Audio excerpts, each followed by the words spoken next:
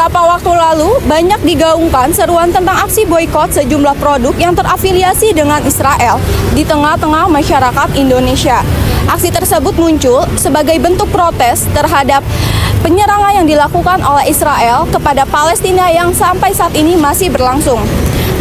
Menanggapi hal tersebut, MUI mengeluarkan fatwa nomor 83 tahun 2023 tentang hukum dukungan terhadap perjuangan Palestina.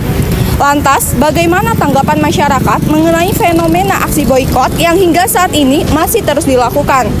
Saya, Lucy Permatasari, akan mengulik lebih dalam mengenai hal ini.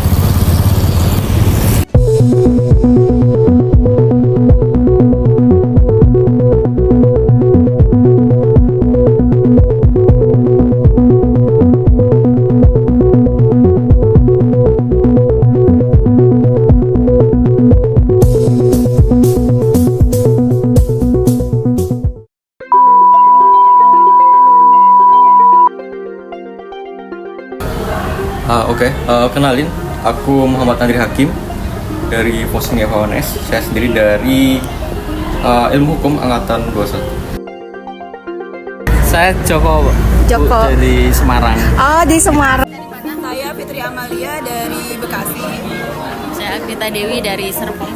Oke, perkenalkan, nama aku Muhammad Syafnat Faidi, panggilnya Syafnat dari Prodi Pendidikan Sejarah Angkatan 2021. Oke, terima kasih. Yang pertama, sebelumnya apakah kakak pernah mendengar seruan tentang boikot produk Israel ini? Ya, untuk masalah boikot saya sering mendengar. Sudah. Pernah dengar? Oke, untuk seruan produk Israel ataupun aksi-aksi mengenai Palestinaan sering terdengar ya, bahkan di UNS sendiri itu terakhir juga pernah ada aksi di Boulevard sendiri gitu. Jadi pernah ikut juga saya jadi bagian di dalamnya seperti itu.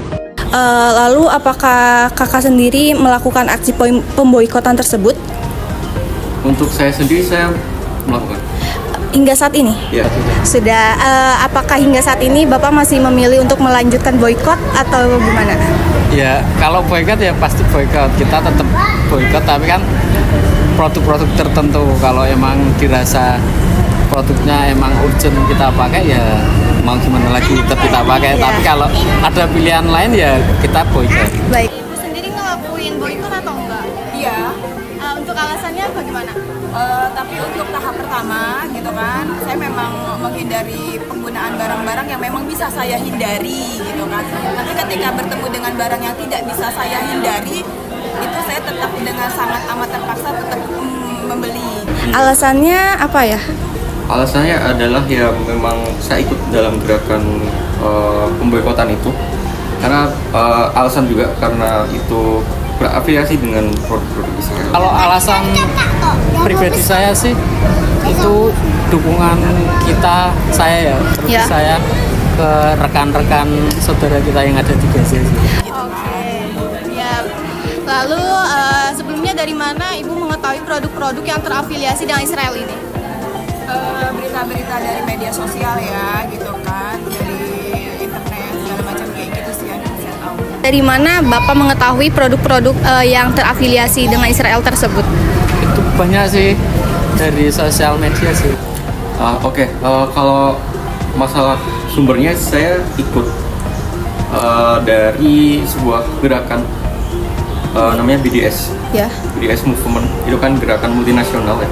Di Indonesia sendiri juga ada gerakan itu yang disitu memuat seluruh informasi terkait apa yang harus diboikot gitu. Misalkan produk-produk apa saja yang harus diboikot atau dihindari seperti itu. Oke, lalu sebelumnya Bapak udah mengetahui belum tentang fatwa MUI nomor 83 tahun 2023 tentang aksi dukungan terhadap Palestina? Udah. Sudah. Lalu tanggapan Bapak bagaimana terhadap fatwa tersebut? Kalau dukungannya sih saya sebagai umat muslim tetap mendukung sebetulnya fatwa MUI sih. Untuk fatwa sebenarnya saya baru mengetahui kalau untuk masalah.